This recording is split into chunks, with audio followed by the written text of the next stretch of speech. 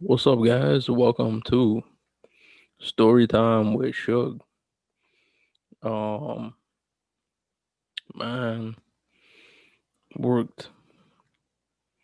Um, been in the working world for like 13 years of my life now. Time sure has flown, and I always think fondly of my first job and me. And it's funny as hell because me and Mike the other day, I was telling him like I had a dream that like we went back to work.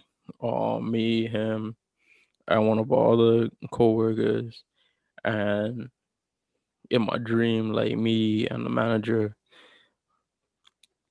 um, got into a fist fight. So me and Mike were like talking back, talking about it. And I was like, man, like we was just talking about like imagine at work like you hit somebody, and I was like, like I actually was at work once, and like one of my coworkers like punched a guy. Um, so going back, my first job when I was 17 years old, summer after my junior year, summer between um my junior year and my senior year, I worked at an ice cream store. Um, the company is based out of Vermont. It's the name of two guys. I don't want to put their name on there because the Suge Me the Mooney legal team already has their hands tied in a lot of things. But you could guess who they are. But I don't have anything bad to say about that company. Actually, like I really enjoyed working there, and I was I'm proud to be a former employee, especially seeing how active they are in basically everything, but namely Black Lives Matter. Um, so in retrospect, it felt good to know that while I was working there, my black life mattered to them.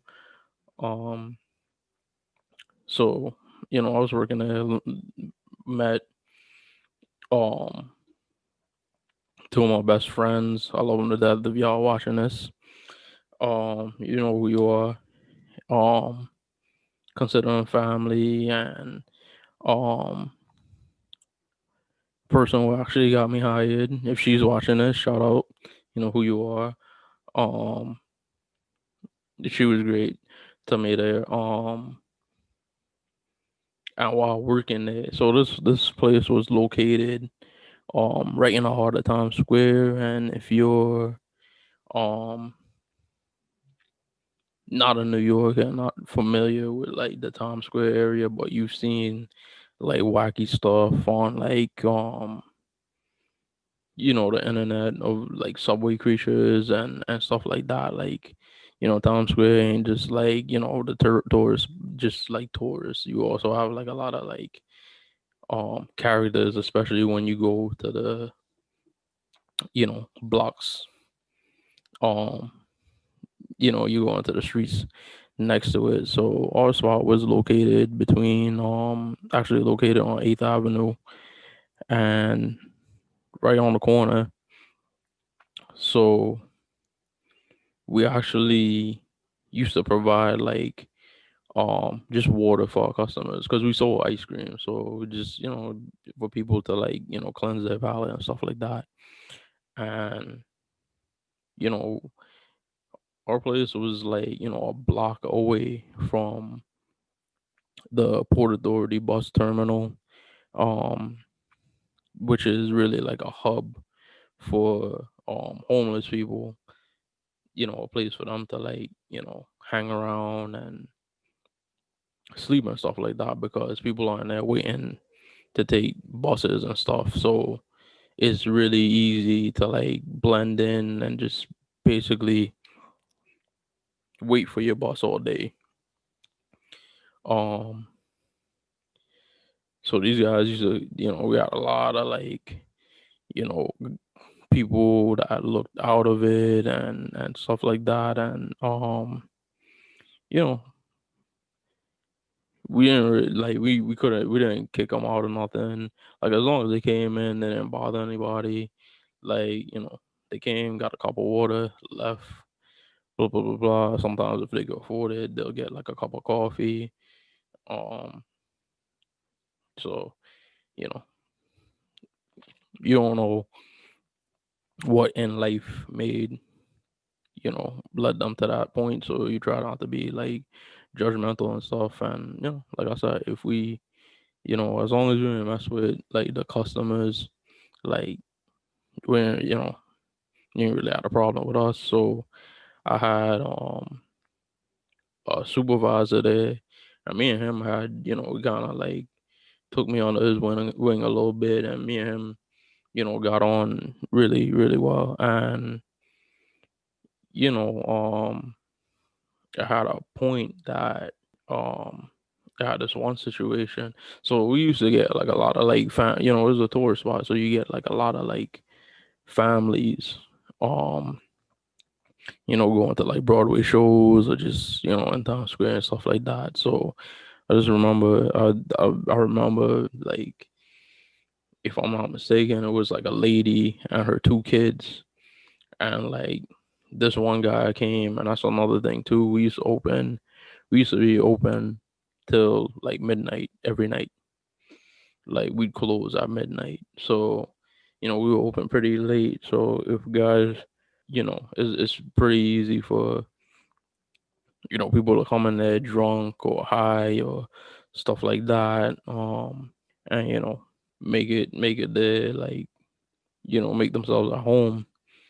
And this guy was like bothering or just like messing with the customers and stuff like that and being rude and things like that. And my supervisor, who's black guy with dreads, he noticed this, so kind of walked over and told the dude like, yo, if you can't you know behave yourself, you gotta leave. So I guess this guy, drunk and high, um middle-aged white guy, like, he says something racist to him. And my boy, like, without even thinking, and this is like the admirable thing about it, because me, like, if something like that happened to me, like, I'm sitting there like, whoa, like, you kind of gotta think in your head like, yo, if I hit this dude, like, I might catch a charge, like, I could get fired, blah blah blah blah, I could get in trouble. Like, my dude just floored the guy, and like everybody in the area in the store, like, started like cheering for him, like, I mean, at first it was like a gas, it was like, but then people saw, like, I think he was like, yeah, he was like, he hit him, and like everybody like gasped, and he was like, he called me a nigga. Like, that's what my supervisor said. So then he guy was like leaking on the floor. So then we sent this one kid to go out and mop, and like, the lady was just like really like thankful. Um, she was like, yo, like, he was over it. She was like to him, she was like, like, I'm so, like, thank you so much. Like, he was bothering me and my kids. Like, I didn't know what to do. I was scared for my kids. Blah blah blah. Blah. And he was just like floored the guy.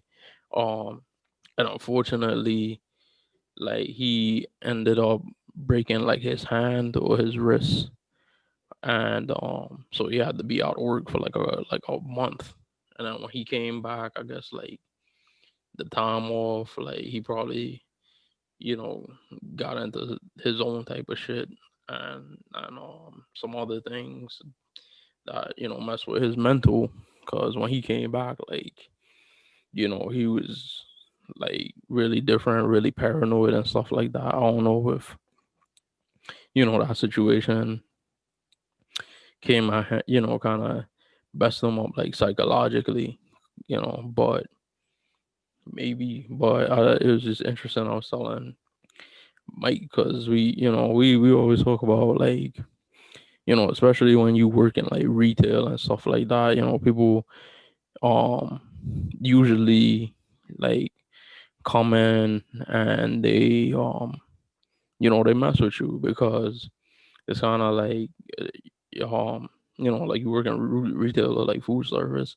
Like people usually like mess with you, and they want to act big and bold, and it's like you could look like you know like you could be like Buck Diesel and look like John Cena, but the fact that you're wearing like a uniform and people know that's like your livelihood and shit like that, like people will come into your job and like fuck with you and not think like you know like they could get their ass beat because they always think in their head that like the professionalism is is a responsibility of like the worker. So they just they'll be mean and nasty and assert themselves because they feel like you won't do something, but in this one situation he did. And that's why me personally, um through myself working in retail and working in food service and working in the hospitality business, whenever I go places and stuff like that, like unless like I feel like people are being like disrespectful or like dismissive of me um for no reason, because you like me personally, like my first notion is to like give respect, because if you give respect, you'd anticipate respect being given back. That'd be like the only time I start acting up at somebody working, but I wouldn't just do it just to feel better about myself, and that's what a lot of people say. And I used to tell Mike all the time when we worked together, I was like, like a lot of people, they they have no control of things in their own life. So when they come to like our store or our place of business, they they try to take control there because they kind of feel in control there. And I feel like this guy, you know probably could possibly be homeless, but definitely like you know uh alcoholic or a drug addict. He's looking at like this young black guy. He's like a middle-aged like white guy, and he feels like he had to like assert himself. And what? Guess what? My boy like asserted his damn fist in his mouth, and his nose, and everything was just leaking. So moral of this story is go places and treat people with respect. Especially if you're um you're incapacitated, or your facility, you're not in control of your like facilities. Like maybe you know if you feel like you could drink to the point that you're not you wouldn't be able to go into like a place of business and be um respectful, like then drinking in your house, or drink like on a park bench or some shit like that. Like don't come to this place where people are bringing their families and stuff like that, and start acting out. So this has been story time with Suge.